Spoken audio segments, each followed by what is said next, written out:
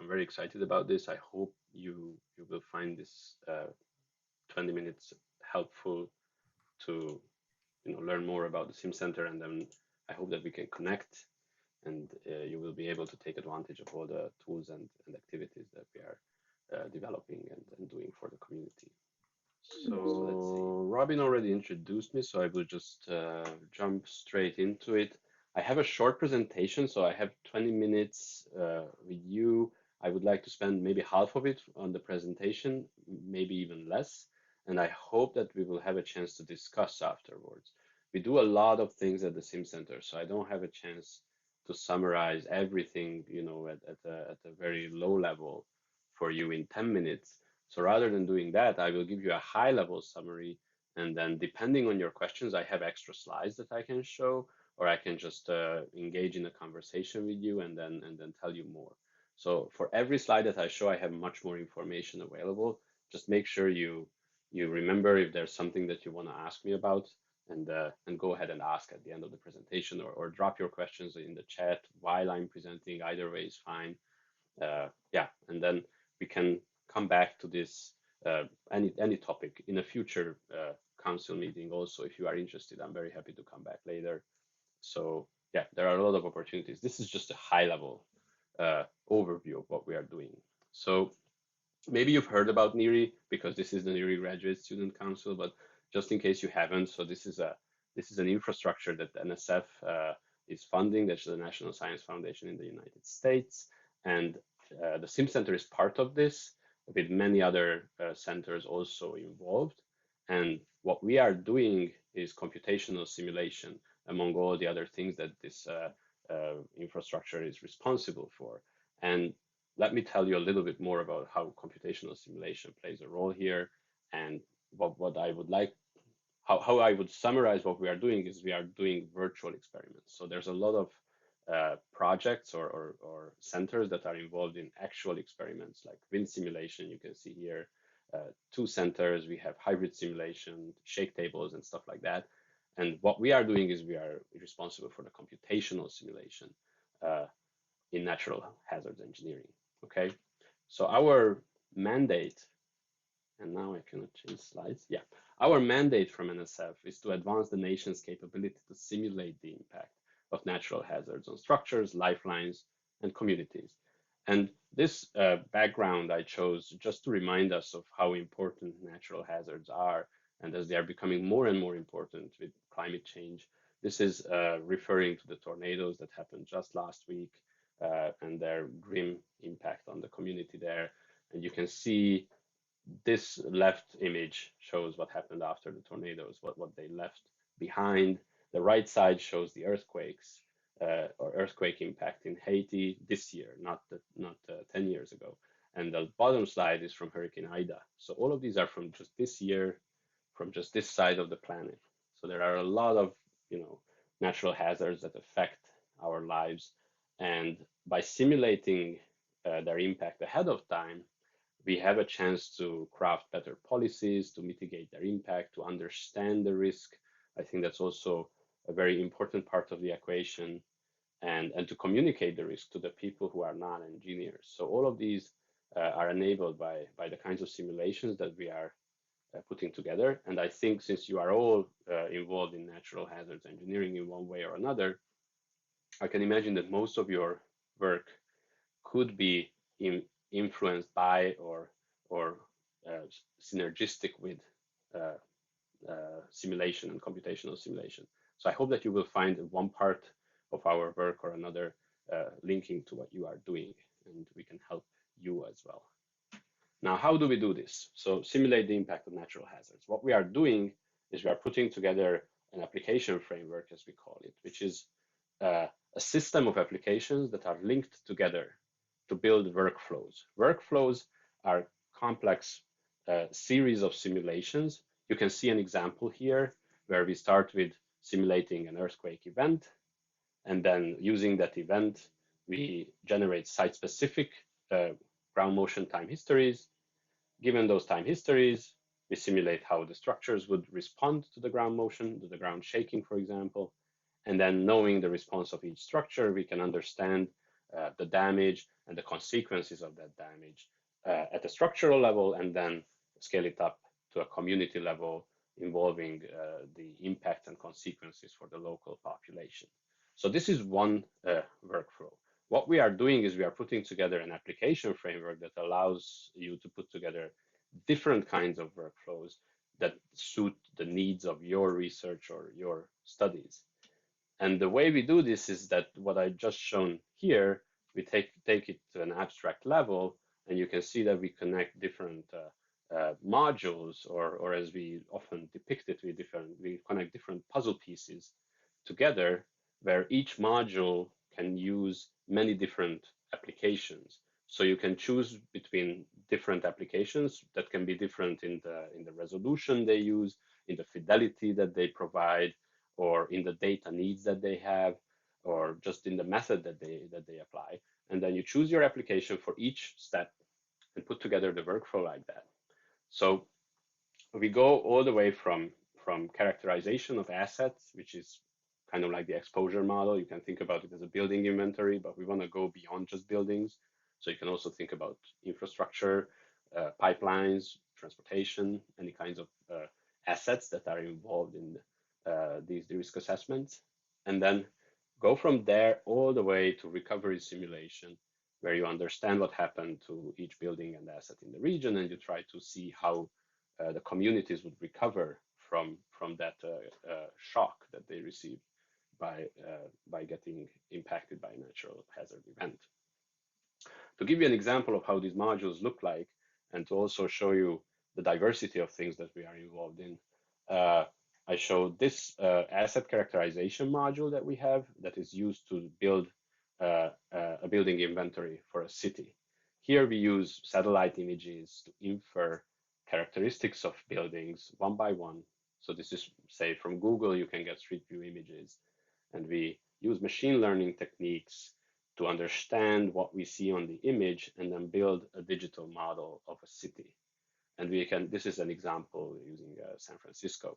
And having that digital model allows us to then go forward in this workflow and then analyze the impact of an earthquake in San Francisco, for example, in high resolution.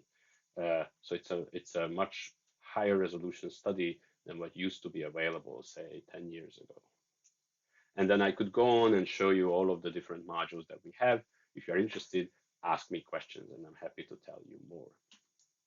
Now, using these puzzle pieces and this application framework, we are also putting together desktop tools, desktop applications, because all of these things are just scripts in the background, and we have a backend that you could use. But we understand that many of the students might not be very well versed in, say, Python or C++ or writing code. So we want to make it easier for everyone to take advantage of these tools. And we are putting together different workflows that are typically used in natural hazard engineering, and then creating desktop applications to engage those workflows in a very easy manner. And these 6 are our desktop applications that go from simple things where we only use a few of these puzzle pieces, like a QuoFem, which is only for uncertainty quantification, which is typically calibration or sampling or forward propagation of uncertainties. So we go from there all the way up to our R2D tool, which is our regional simulation tool, where you can have the entire workflow and simulate the impact of an earthquake or a hurricane on a region. Again, I can tell you more about each of the tools if you are interested. And what this figure also shows is that we have these tools put together at the SimCenter, and then we connect them with online resources that are available. These are typically data type of resources, and also to DesignSafe. DesignSafe is another NHERI center, which is responsible for providing high performance computational resources for all the other centers. So you can use all of our tools and run the analysis on DesignSafe on a supercomputer for free.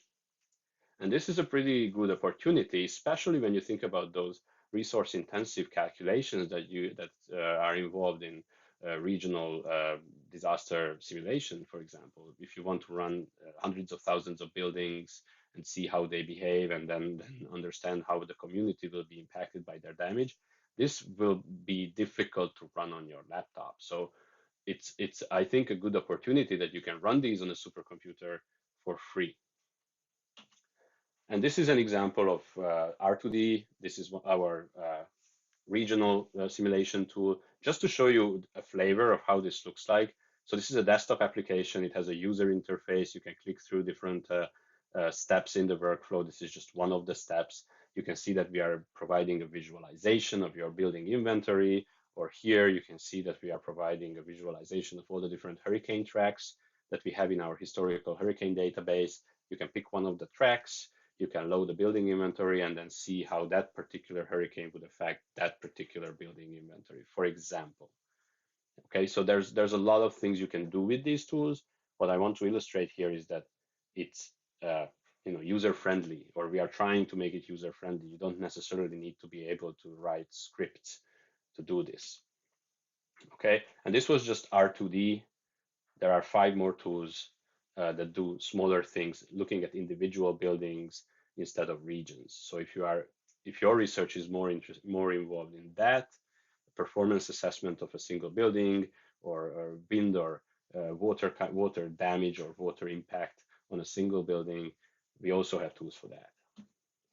And our other big area of focus, besides this application framework and developing applications and workflows, is education. It's important for us to provide education and training for researchers and for the next generation of researchers. I believe that you are the next generation of researchers as graduate students, so this could be very interesting for you guys.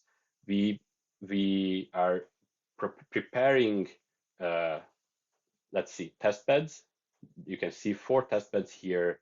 These are regional simulations that we put together with all the data, with all the explanations of how we chose the data, how we chose the methods, which workflow we used. All of those things are described and provided to you. It's available online, so you can recreate these simulations and you can use them as templates for your own work if you are interested. You can see that there are 2 earthquake simulations, one in the San Francisco Bay Area, one in Alaska, and there are 2 hurricane simulations, one in Louisiana. This is an event from 2020, and another one which is a hypothetical scenario in Atlantic City in New Jersey. So we have these 4 cases and we are developing them, iterating them by involving new models, new options, and providing you a suite of different methods to show how they work for such a large-scale simulation.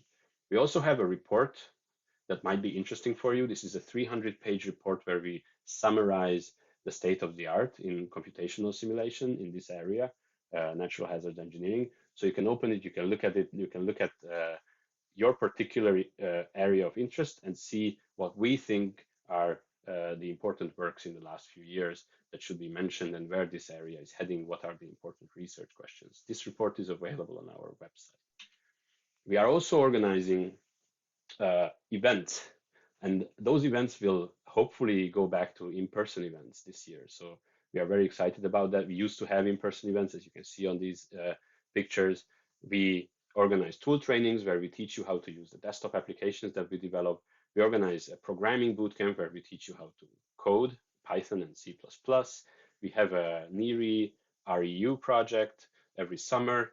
This is, I think, only for US students, but it's a good opportunity. You can come to the SimCenter for 10 weeks and do some research with our help as an undergraduate. If you are, but you are already graduate students, so that doesn't apply to you actually, but we still do that for undergrads. And we also organize workshops where you can come and discuss with experts, usually faculty members from the United States, on what the next steps are for the research and what are the gaps, what are you interested in. This could be a very good way to connect to other researchers in the field. So if you're interested in these events, I'm also happy to tell you about what we plan for next year. We already have plans for the summer, all of these boot camps and tool trainings, and we also plan to do a hackathon. So many events are coming this summer. And finally, I want to close with this slide. I will share the slide deck with you. I think Robin, I hope you can share it with the folks here with all of the links that you can see here. We have a website where you can find different resources for the center. We are on YouTube, we are on GitHub, and there's a newsletter that I recommend you to sign up for to get information about the news at the SimCenter and all of the events that we organize. And with that, I thank you, and I hope you have some questions, and we can get into some discussion. I have a few questions, but Robin, by all means, feel free to moderate. Yeah, Nico, go ahead. Ask your question. I'm really excited, Adam. Thank you for your presentation here. A former HASIS famous product, former software development manager. I quit and I enrolled in PhD program. Clearly, I'm very interested in modeling, natural hazards modeling, and this is what I'm planning on doing my PhD on. More specifically, because I've worked in a flood model all these 18 years while on HASIS, but I was just curious, is the R2D flood internationalizable, easily internationalizable? I don't know if that's a word. I see. You mean, well, transferring HASIS is not easily. Exactly. It takes maybe months to fake it and hack it to make it work in other countries. So what we are doing, let me go back here. This is a great question, and thank you for asking that, because it's important to clarify this. So what we are doing is we are putting together a framework that can host different applications. And when it comes to, say, flood modeling, I think if I think about the HASIS framework, what we really need is we need a hazard analysis and the damage and loss part. The HASIS doesn't do much structural analysis for flood, right? There's an inundation height, and then from there you can get to damage and losses, basically. Now, that's, as far as I understand, currently that's the state of the art. So we can go in more details about HASIS, but I was just curious about R2D. Yeah, so what R2D does is we look at what's available and we integrate those tools into a single framework. So right now, when it comes to water inundation kind of damage, which in our case has been storm surge from hurricane that we looked at, but it's very similar to flooding, we integrated HASIS. So what we right now, what we have in R2D available is the HASIS style calculation. I am not aware of anything that would go beyond HASIS at the moment. And what we are doing is not researching the new methods.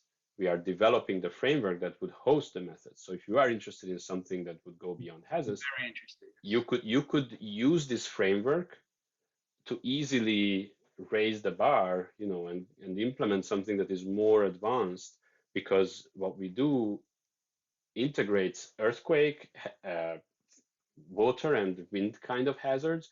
So you can take advantage of the more sophisticated methods that are available for earthquake kind of damage assessment and fill in the remaining, the needed data to have a similar high resolution assessment for flood, if that makes sense. It does. One more question, Robin. I'm sorry for occupying this. One more question. Does the riverine exist in R2D? Because you mentioned coastal surge, but I have a specific project on Nile River where Ethiopia is trying to build the largest dam in history right now, and it's gonna affect all countries downstream. And wanted to do some assessment. So this is riverine, but kind of a large level riverine assessment on Nile, clearly the largest river in the world. So if you are asking about the hazard step, yes, like let's say get the inundation field from a riverine hazard, like riverine flood, that's not available. No. So we are bringing in the inundation field at the first step. That's where we are right now.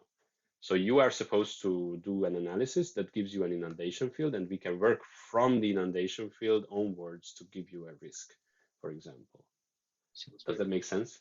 Yeah, sounds good. Thank you. Yeah. But please reach out to us, and we can I would love to chat with you sometime if you could maybe send your contact. That would be amazing. My contact is right there at the bottom of the slide. You can see my email on every single slide. Can you see that? And we'll make sure that you're able to contact Nico. And, So that's a conversation y'all continue offline. I think Margaret also has a question. Margaret, go ahead. Hi, yeah, I'm Margaret Webb. I am Hi. studying engineering education. I'm a PhD student, so I'm very interested in your programming. So my question is, I'm wondering what interdisciplinary sort of things or programming you try to include, like how you maybe incorporate social science thinking into that. Great. Thank you for this question. So you can see recovery simulation as the last step here. That's where a lot of social science and non-engineering knowledge is necessary to do a good job. And what we are doing now, we just started our second. So we have been having this center for 5 years, and we have just been extended for another 4 years. And in this next 4 years, we are working with different working groups. And one of our working groups is dedicated to recovery and post-disaster simulation. And this working group is having experts in it who are either at the interface between engineering and social science or actual social scientists. And we are fleshing this out right now, since it just started 2 months ago. But we plan to invite additional experts to this group who are not part of the SimCenter to have an even more diverse view there and understand the needs of the community and the different methods and tools that are already available, so that we are not trying to reinvent the wheel, but we make use of what good research there already is. I'm a structural engineer, so I try, but I still don't know much about social science. So the way we approach this is to invite the people who know more than we do, and then have a conversation with them from the beginning. So this is 4 years, and we are building this out with the help of those people, and hopefully can add several modules in that recovery simulation step. And if we learn that we need to adjust anything that comes before, which we almost surely will learn, we will make those adjustments also. Just think about building inventory. Besides the buildings, we probably need an understanding of the demographics of the area. And we can use a lot of good machine learning tools and stuff like that to infer certain characteristics of the population, just like we infer certain characteristics of the buildings. This is just an example. So there are many ways we can improve. And yeah, we are excited to do so. Adam, are y'all working with Converge on that?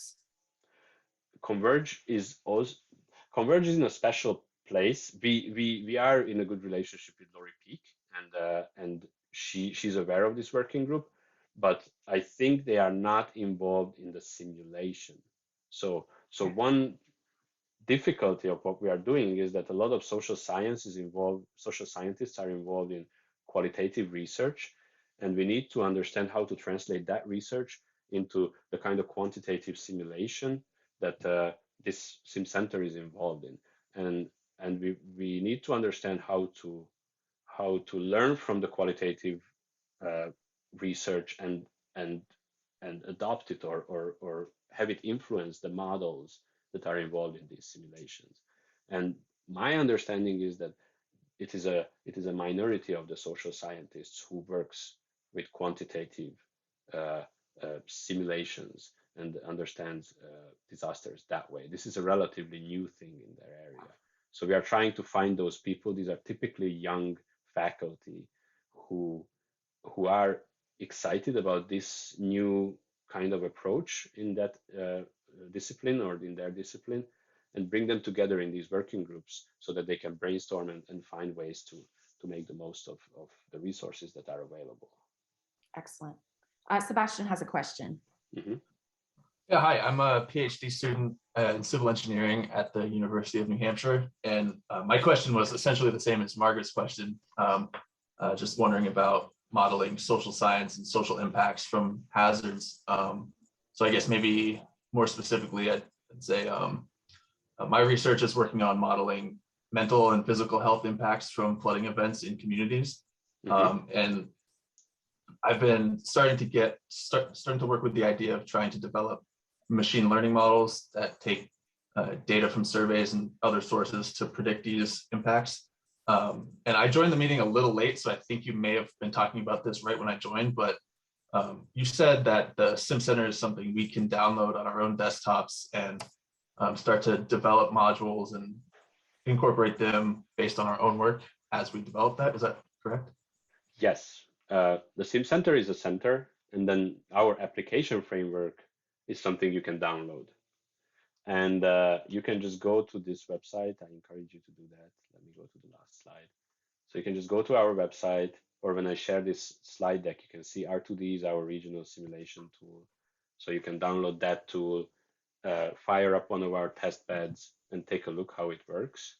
We have just released a test bed for the Laura hurricane that hit Louisiana last, I think it was last September. And you can simulate that hurricane, see the impact.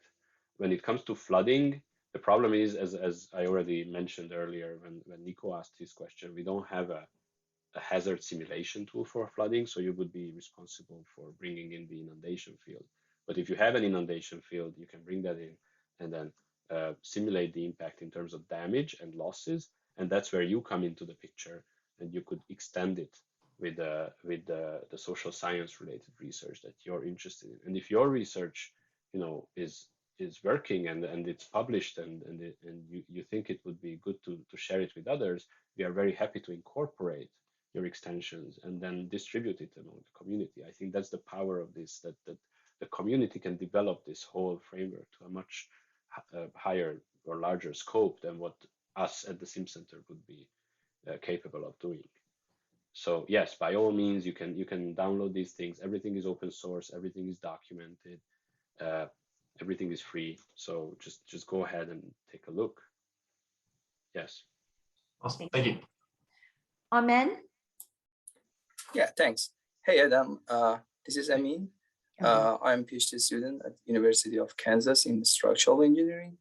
I'm working on like community resilience, and so obviously I'm trying to consider social vulnerability and physical vulnerability at the same time. Recently, I cloned your Braille's like application, or I don't know, and I made some not very complicated changes in the modules, and added a social science module to that. But I'm just asking that if it is possible to run this one remotely on design safe supercomputers or no, because I know that how it works for like your applications, but when we modified that and customized that, is it still possible to run that over there?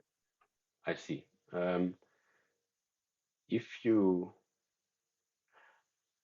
modify, it depends on the modifications that you make, but if you reach out to us, we can definitely make it happen. We can create a copy of the applications on Design Safe that is your version, your copy, and you can run that remotely. Yes. So just reach out to us. And I did not mention it, but we do have a message board. Maybe, you already know about that. I encourage everyone to reach out to us through the message board if you start using the applications and you have any questions or you run into any problems, because that message board is shared with the entire community. You have a question, maybe this question that Amin just asked. If we answer, that conversation would be helpful for all the other people to see and learn from it. So unless you have a personal question that is maybe sharing some information about your research that you are not comfortable with sharing, so unless you have something like this, use the message board and just post there. That's a much better thing for the community. Sure. Thanks. Thank you. Thank you so much. Last question, and then we need to wrap this up, but I'm going to ask Adam, there obviously is a lot of interest in the SimCenter. We have a computational and modeling section for research. Would you mind staying the whole time? And anyone who had questions for you could go into that room and y'all could, is that okay? Of course. Okay, so Edwin, I'm going to ask you to hold your question. I'm so sorry you've been so patient, and I know you're not the only person, but we do have some things that we need to cover really quickly, and then we'll get back to the SimCenter and to the different research breakout rooms so you can can ask your questions. Thank you so much, Adam. I really appreciate it.